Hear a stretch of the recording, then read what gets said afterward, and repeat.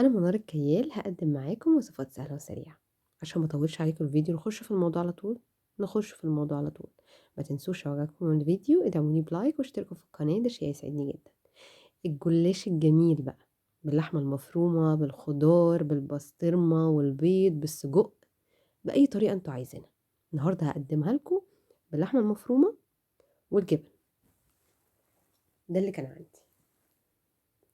جميل، معايا لحمة مفرومة، معايا جبنة رومي، معايا فلفل حامي، معايا جبنة فلامنك، معايا طماطم وفلفل وزيتون عليهم رشة ملح وفلفل، زبدة، بيض، لبن، ومعايا جبنة تتفرد معايا يعني.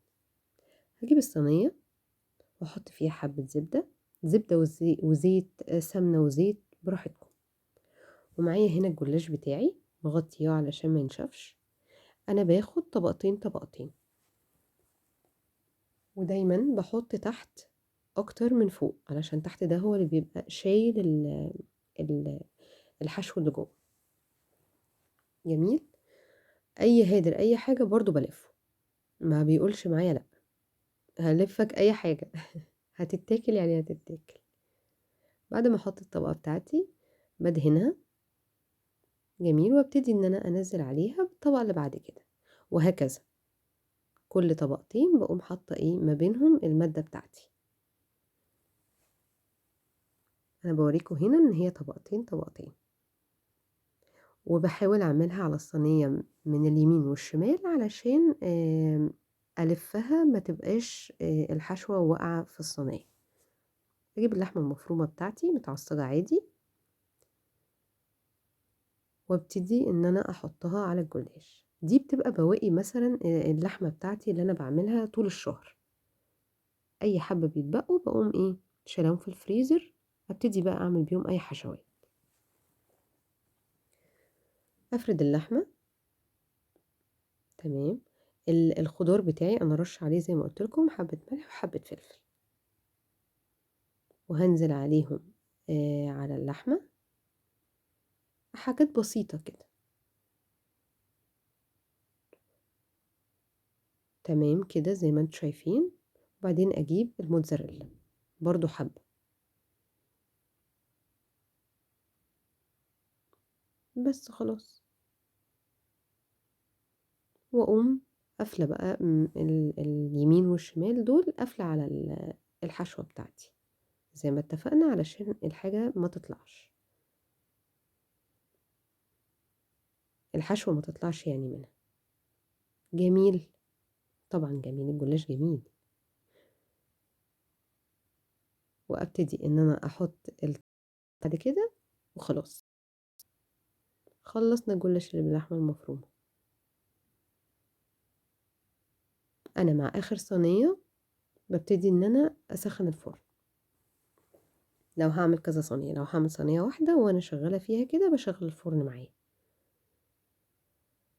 خلّصت خلاص الجلاش اللي باللحمة المفرومة، وابتدي إن أنا أقطّعه بأي طريقة أنتم بتحبوها، صينية مدوّرة أو زي دي مستطيل براحتكم.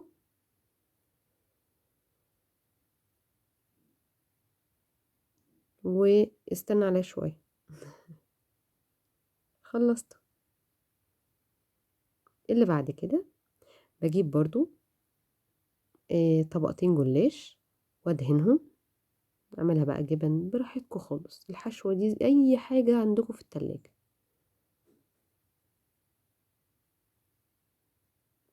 خلاص حطيت الزبدة بتاعتي، أنزل بالجبنة على الجزء اللي أنا هاشتغل فيه لإن الباقي هيتلف. اهم، وأقوم جايبة الجبنة الرومي بتاعتي أقسمها كده،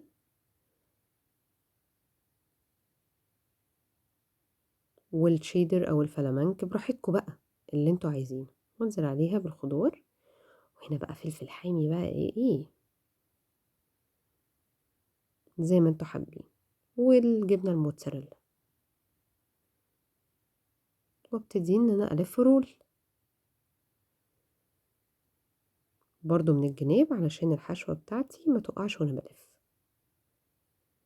زي ما أنتم شايفين. ينفع عشا، ينفع فطار، الجبن ما بتقولش والله ينفع غدا برضه، جنبه بطاطس محمرة كده وكوباية شاي. اللي بعد كده أنا هنا بس باوريكم اللفة ازاي بطوله، وبعد كده انتوا بقى تقطعوه زي ما انتوا عايزين براحتكم. اهي اللفة زي ما انتوا شايفين الجناب مقفول عليها خالص. جميل. ده بقى الهادر بتاعي اللي بيبقى موجود، او الحاجات المتقطعة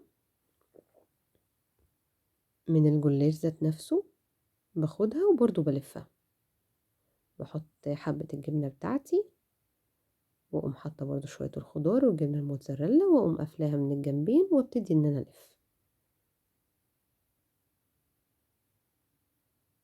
حلوة جدا برضو، ما, ما بهدرش منه اي حاجة بصراحة، مقطوعة مش مقطوعة هتتلفي وهتتاكلي. جميل. رصصتهم في الصينية وقطعتهم، وهبتدي ان انا اكسر البيضتين واحط عليهم حبة ملح وحبة فلفل واضربهم، وعلى حبة اللبن بتوعي انزل بيها واقلب. اجيب الصينيتين بتوعي، ادهن بس الاولانية التانية دي علشان انا ما كنتش عملتها بزبدة ولا سمنة ولا اي حاجة، وانزل بقى باللبن والبيض، ابتدي بس ان انا اخليهم يتشربوا على الفرن على طول. يا لهوي على الجمال واللون والطعم، هي بس نار. انا بوريكم شكلها سخنة معلش، اللون جميل، مظبوطة، الحشوة حلوة ماسكة نفسها، وادي الرول الجبن يعني ما شاء الله بصراحة. معلش الحاجة سخنة طالعة من الفرن على ايديا. برضو هنا بوريكم اللون، مقرمشة وجميلة، وصفة جميلة وسهلة، يا رب تعجبكم، وهستنى رأيكم في الكومنتات. مع السلامة.